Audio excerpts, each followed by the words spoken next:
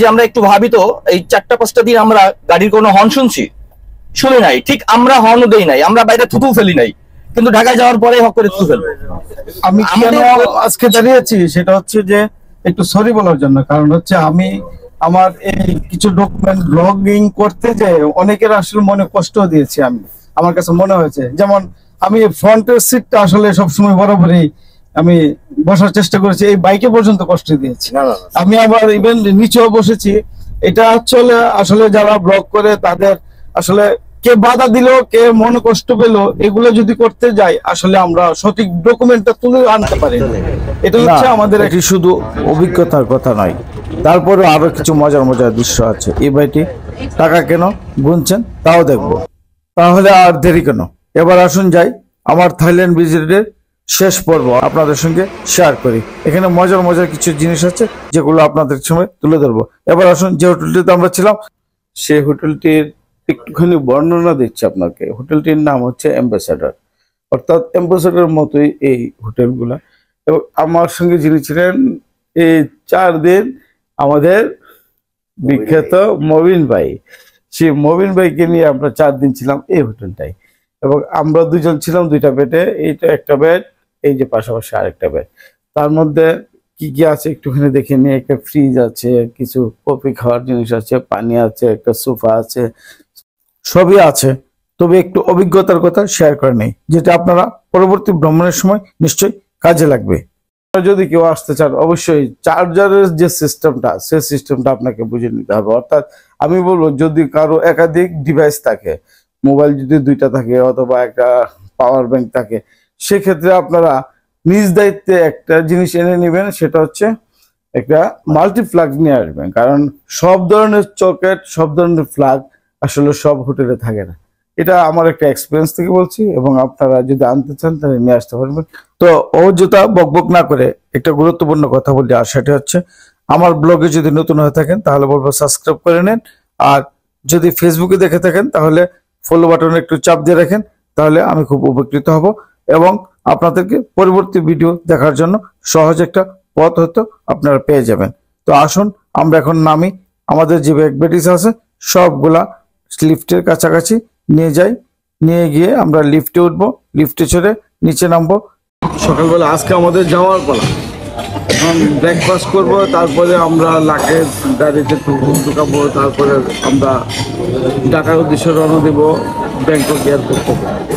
আর আজকে আমরা যারা ছিলাম এই 5 দিন একসাথে, এর মধ্যে অন্যতম হচ্ছে এই বস ইজ অলওয়েজ রাইট। তারও অন্যতম হচ্ছে এই বস, তার অন্যতম হচ্ছে আরো, তার পাশাপাশি তো আরো বসরা রয়েছে, কিন্তু তাদের সবাইকে আমি যেতে পারছি না, কারণ আমরা এখন ব্রেকফাস্ট করবো। আমরা ব্রেকফাস্ট করছি। তবে কথা বলার চেয়ে মুখটাকে বেশি চালাতে হবে, কারণ ব্রেকফাস্টটা খুব দ্রুত সেরে ফেলতে হবে। আমাদের গাইড তারা দিচ্ছেন, আমরা ব্রেকফাস্ট শেষ করি দ্রুত বাসে চড়ে বসবো। আমাদের 5 দিন 4 রাতের থাইল্যান্ড ভিজিট আজকের মতো কমপ্লিট হতে যাচ্ছে। আমরা অল্প কিছুক্ষণের মধ্যে বাসে করে বিমানবন্দরে চলে যাব। আপনারা যারা যাবেন তারা হয়তো সবাই, আমাদের লোকজন চলে এসেছে, আপনারা যারা যাবেন চলে আসুন। এবং আমার বিষয়টা হচ্ছে, এখানে আমরা যা যা দেখিয়েছি আপনাদেরকে, আমি চেষ্টা করেছি সর্বোচ্চটা আপনাকে দেওয়ার।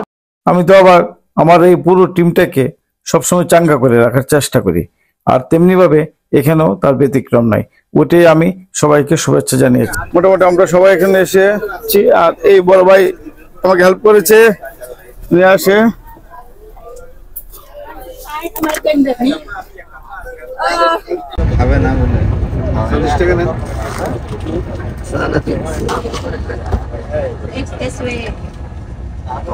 অনেকদিন ছিল।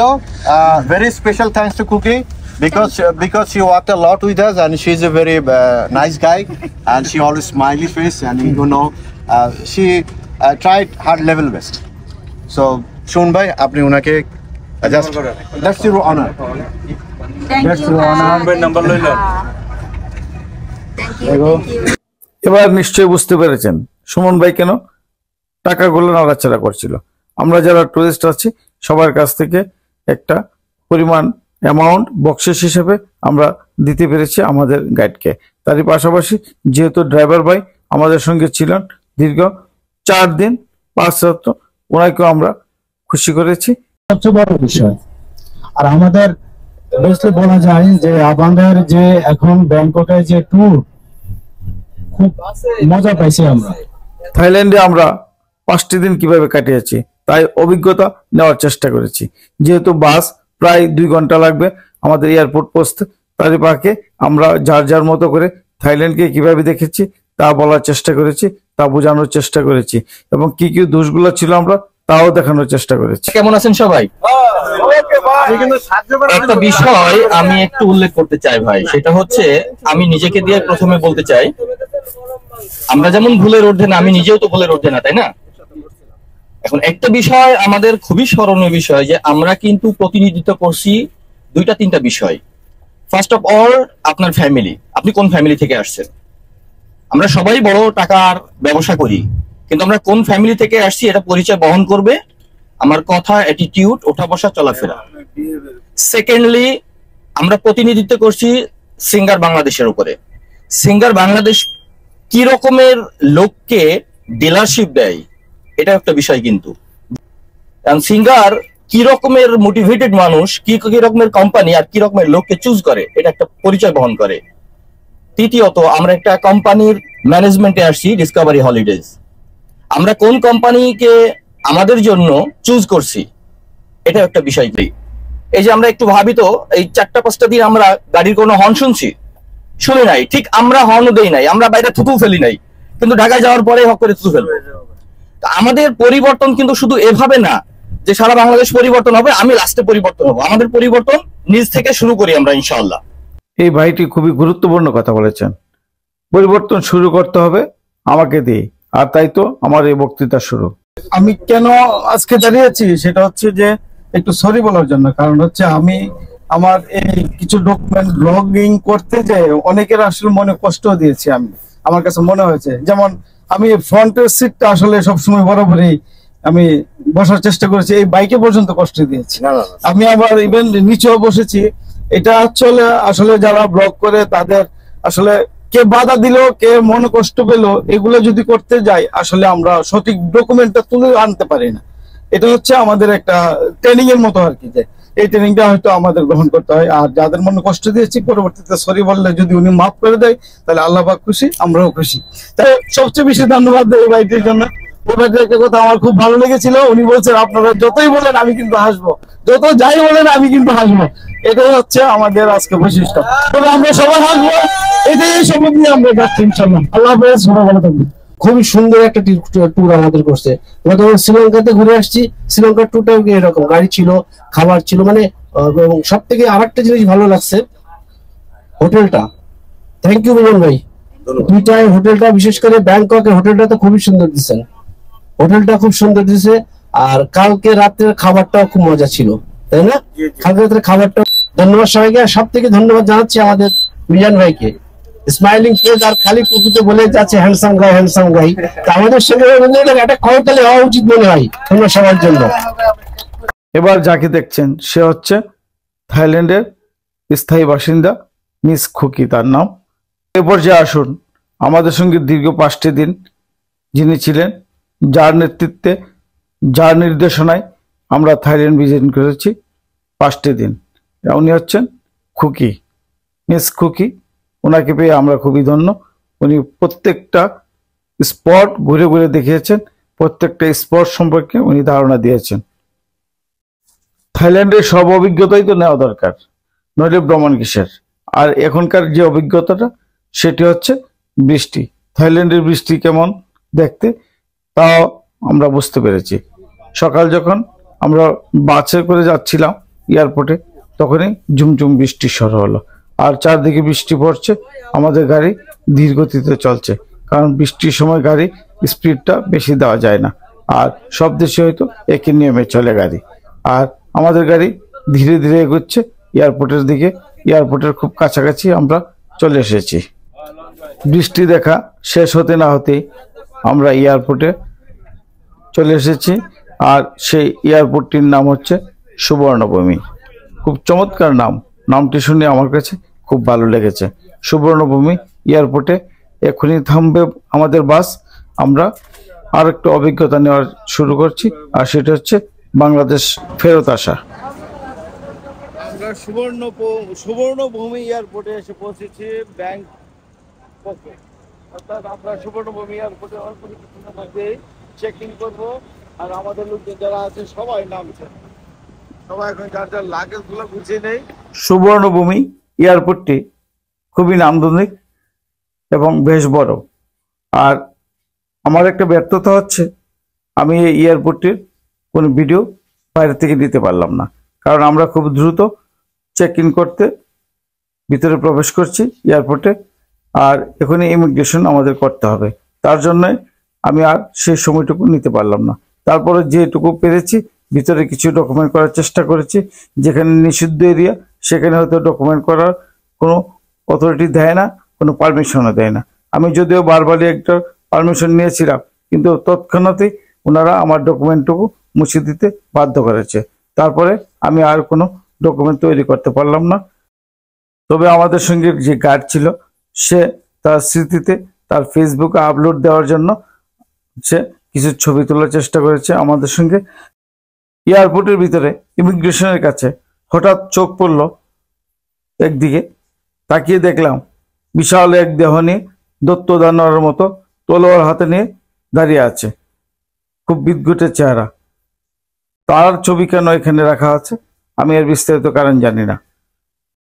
ইমিগ্রেশন শেষ করে এদিক সেদিক ঘোরাঘুরি করছিলাম বিমানবন্দরের ভিতরে। যে যে দৃশ্যগুলো খুব ভালো লেগেছিল ওখানে ফুটেজ নেওয়ার চেষ্টা করেছি। আর এটা হচ্ছে আমার লাগেজ, আমার জীবনের প্রথম দেখা বিমানে বসে যে লাগেজ তোলা হয় সেই লাগেজগুলো।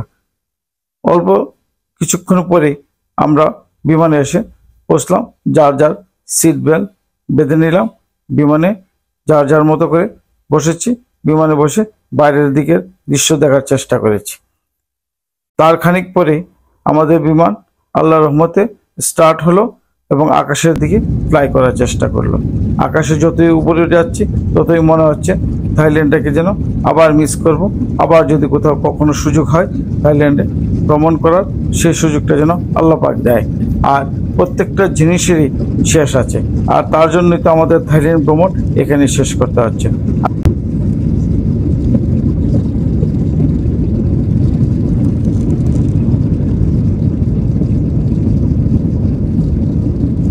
বিমান যতই উপরে উঠছে মনে হচ্ছে নিচের দিক ঝাপসা হয়ে আসছে, আর আস্তে আস্তে মেঘের ভিতর দিয়ে বিমান প্রবেশ করা শুরু করেছে। মনে হচ্ছে যেন আমরা মেঘের রাজ্যে প্রবেশ করেছি।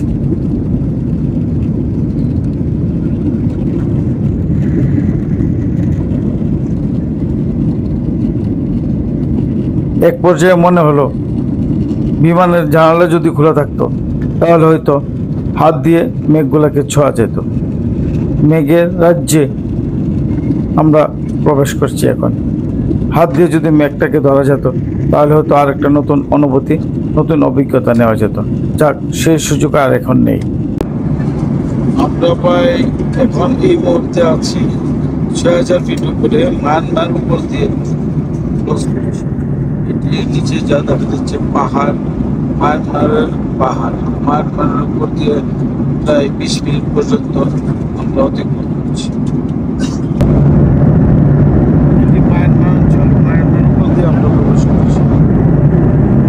বিমান থেকে চারদিকে দৃশ্য দেখতে দেখতে হঠাৎ অনুভব করলাম যেন বিমানের চাকা বাংলার মাটিতে যেন স্পর্শ করেছে। আর তখনই দীর্ঘ একটি নিঃশ্বাস ফেলে মনে হলো আল্লাহ পাক, আল্লাহর সৃষ্টির রহস্য, আল্লাহ পাকের দেশ, একটা দেশ আবার ভিজিট করে আবার বাংলার মাটিতে নামিয়েছে। আলহামদুলিল্লাহ। আবার কবে কোন দেশে যাব সে অপেক্ষায় রইলাম। আমরা এইমাত্র